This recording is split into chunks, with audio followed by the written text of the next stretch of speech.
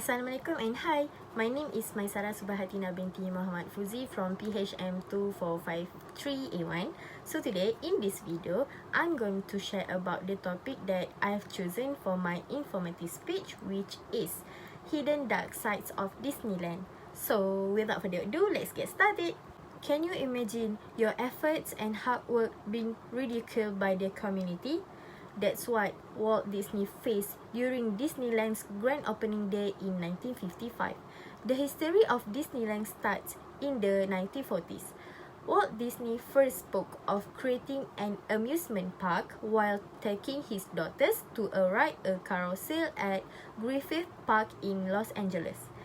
As he watched his girl from a park bench, he dreamed of creating a place that families could enjoy together, where the children could play and parents could relax. Disneyland is known as a magical theme park because of the beauty and fun on display. However, behind the smiles and laughter, there are dark sides hidden that many people does not know at the time of its opening. For example, the first one is tickets forgery, the second one is 7-mile traffic backup, and the last one is the closure of several types of rides due to hot weather. Disney sent a now famous memo to the studio production designer Dick Kelsey outlining his idea for Mickey Mouse Park.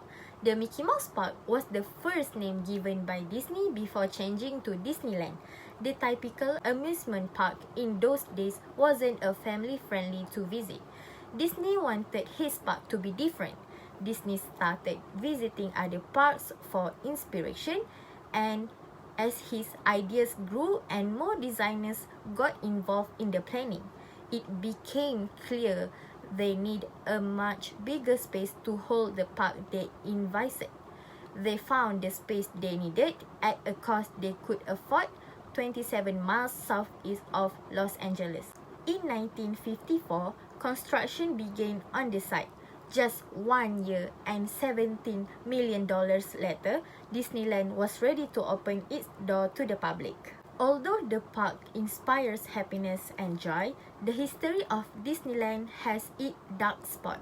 On Sunday, July 17, 1955, Disneyland opened its gates for the first time with 18 rides and attractions and 5 lands including Adventureland, Frontierland, Fantasyland, Tomorrowland, and Main Street USA. Park admission costs just only $1 plus tickets for individual attraction. That sounds like a quite deal compared to the $130 single day pass in 2020. July 17th was meant to be a preview day for invited guests and members of the press before opening to the public the following day. Unfortunately, the event was nothing short of a total disaster. For the first one is there were counterfeit tickets. Though there were only around 11,000 invitations to celebrities, certain guests, and their families, there were invitations and tickets were apparently so easy to duplicate that the park's employees present that they were grossly unprepared for the unexpected amount of overflow. But the story doesn't end there. Those who didn't buy or create their own counterfeit tickets found other ways to get into the park, such as sneaking and even crossing and climbing over the park walls. One man supposedly had a large ladder and charged $5 to climb into the park. Effective but not without consequence. Let's move on to the next one. The next one is there was a 7-mile traffic backup. You heard that right. Because of the overpopulation caused by the counterfeit tickets, Disneyland's parking lot soon overflowed with both invited and uninvited guests.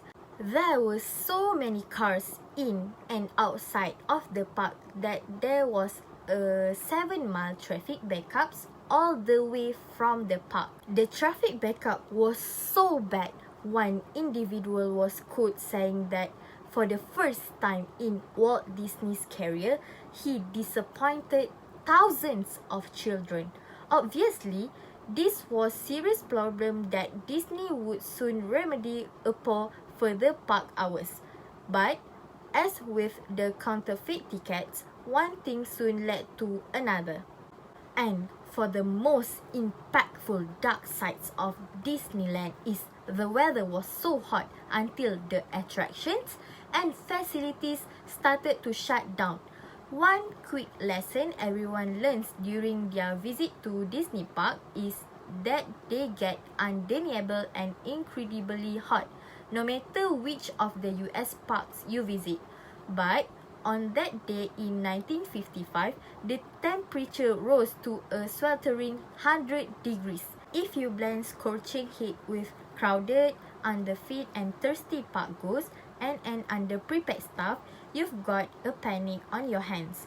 Not only that, but several restaurants, facilities and even attractions like Peter Pan's Flight and Dumbo the Flying Elephant were shutting down. This, of course, did nothing to cool the already flustered crowd. Still, the madness continued outside the park. It seemed like the history of Disneyland would have stopped shortly after receiving all of the bad press and criticism from its opening.